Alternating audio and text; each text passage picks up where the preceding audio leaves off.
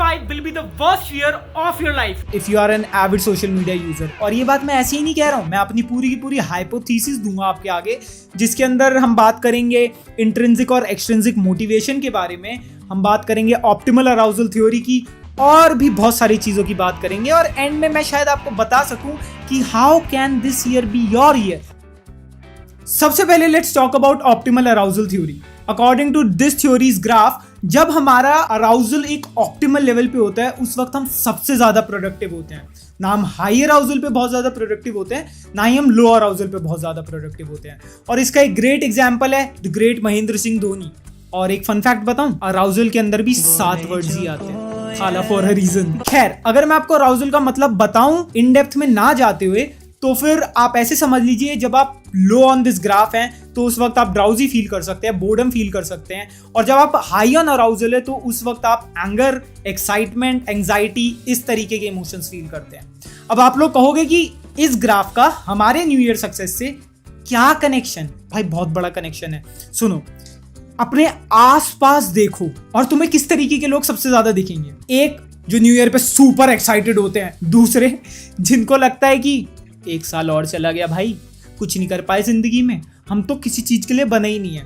और ये दोनों ही तरीके के लोग इस ग्राफ के अकॉर्डिंग प्रोडक्टिव नहीं होते हैं। अब या तो आप इन दोनों कैटेगरी में ही आते हो, या फिर मे बी आप ऐसे इतने सारे लोगों से घिरे हुए हो कि ये न्यू ईयर के चक्कर में आपके ऊपर भी इम्पैक्ट पड़ते हैं और आप लेस प्रोडक्टिव हो जाते हो।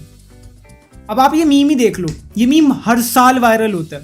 एक तरफ तो ये मीम आपको फोमो देता है कि भाई हमने तो कुछ किया ही नहीं इस साल, दूसरी तरफ ये मीम क्वाइट सरप्राइजिंगली एक सेंस ऑफ कम्युनिटी भी देता है, जिसमें आपको लगता है कि अरे मैं ही नहीं हूं अकेला ऐसा, इस बंदे ने भी कुछ नहीं किया तभी तो मीम बना रहा है। और फिर ऑन दी अदर हैंड आपको ऐसे भी क्रिएटर्स मिलते हैं जो कहते हैं 2024 is gonna be your year, all you have to do is earn $1 million, make 6-pack abs and follow our Instagram page। अब इन लोगों से कोई पूछे कि भाई ये सब अगर इतना ही आसान होता तो तेरे कहने के बिना भी हम ये कर ही लेते ना। और ये क्रिएटर्स आपको इतना हाई ऑन अराउजल कर देते हैं कि आपको लगता है कि सक्सेस, ये तो री सक्सेस, करना क्या है मेरे को, बस ऐसी तो टच कर देना, आ गई सक्सेस मेरे पास। और इन दोनों तरीके के लोगों की वजह से, ऐसे मीम्स की वजह से और ऐसे क्रिएटर्स की वजह से, आप या तो लो ऑन अराउजल ही रह जाते हैं या फिर high on arousal. And let's be honest, social media हम पे बहुत इम्पैक्ट करता है।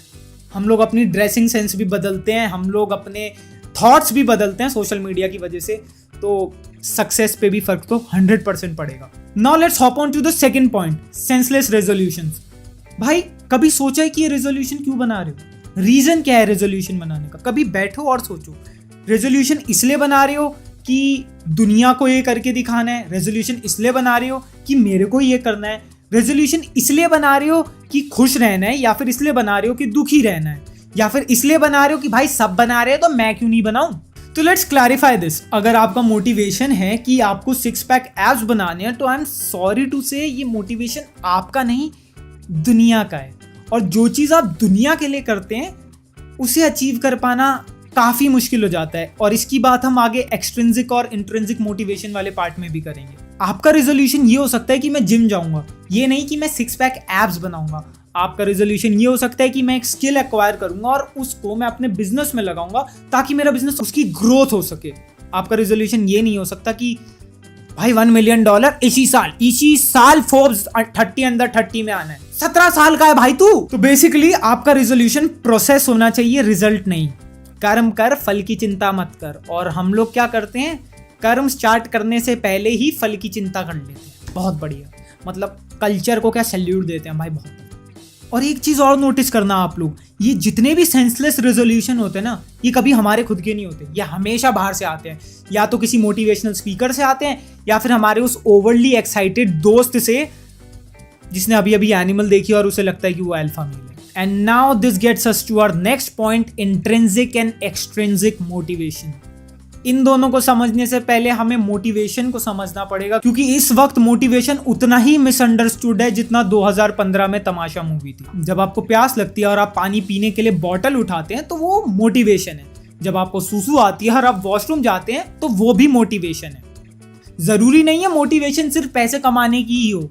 मोटिवेशन और भी अलग चीज़ों की हो सकती है, बहुत छोटी छोटी चीज़ों में मोटिवेशन ज़रूरी है, और मोटिवेशन के बिना शायद लाइफ के अंदर आगे मूव करना बहुत ही मुश्किल हो जाएगा। लेकिन फ़र्क ये है कि वो बॉटल उठाना और वॉशरूम जाना इंट्रिंसिक मोटिवेशन है, जो आपकी मोटिवेशन है, और पैसे कमाना एक्सट्रिंसिक मोटिवेशन है। तो अब आपको एक बात तो समझ आ गई होगी कि जितने भी मोटिवेशनल स्पीकर्स हैं वो एक्सट्रिंसिक मोटिवेशन ही देते हैं, क्योंकि वो आपको तो जानते नहीं है, कतई नहीं जानते, वो इंडिविजुअल डिफरेंसेस को मानते ही नहीं है। वो सबको एक ही थाली में सबको करोड़पति बनना है, सबको अबे भाई मेरा दोस्त करोड़पति पैदा हुआ है, वो क्या करे अब, हैं? मतलब इंडिविजुअल डिफरेंसेस नहीं समझते ये लोग, और ये हमेशा आपको ऐसी बहुत जनरलाइज चीज़ों के लिए मोटिवेट करते हैं। इसी वजह से आप देखोगे जितने भी मोटिवेशनल स्पीकर्स की स्पीचेस होती है ना, ये या तो 1-2 घंटे में उतर जाती है या फिर 1-2 दिन में। सस्ते नशे से भी बुरा नशा होता है इसका। और इसीलिए जो रेजोल्यूशन आपने दुनिया के लिए लिया होता है वो रेजोल्यूशन कभी पूरा नहीं हो पाता है,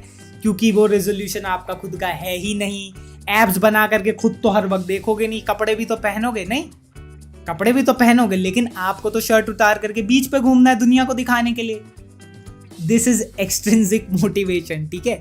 हेल्दी रहना बहुत अलग है और एब्स बनाना बहुत अलग है। मैं ये नहीं कह रहा भाई एब्स मत बनाओ, मैं बस ये कह रहा हूँ कि अगर ये आपका रेजोल्यूशन है और आप फिटनेस में नहीं हो अभी तक, तो ये थोड़ा ज़्यादा हो गया है, क्योंकि ये एक तो दुनिया के लिए है और ऊपर से मुश्किल भी है। और जब आप ऐसे रेजोल्यूशन कंप्लीट नहीं कर पाते साल के पहले महीने में ही, तो फिर आप डीमोटिवेटेड फील होना शुरू कर देते हैं, और उस वक्त आप फिर से लो ऑन अराउजल आ जाते हैं, और उस वक्त आपको फिर से एक मीम दिखता है, जो मीम कहता है कि successfully wasted 1 month of this year, जैसे कि पता नहीं क्या प्राउड वाली बात है, और आप फिर से सेंस ऑफ कम्युनिटी फील करते हैं, आप फिर से उसी सर्कल में घूमते चले जाते हैं। नथिंग मोर, भाई कुछ कर ही नहीं सकते, इसी सर्कल में घूमते रह जाओगे। अब सर्कल से बाहर आते हैं और इस ट्राइंगल की बात करते हैं, OSM।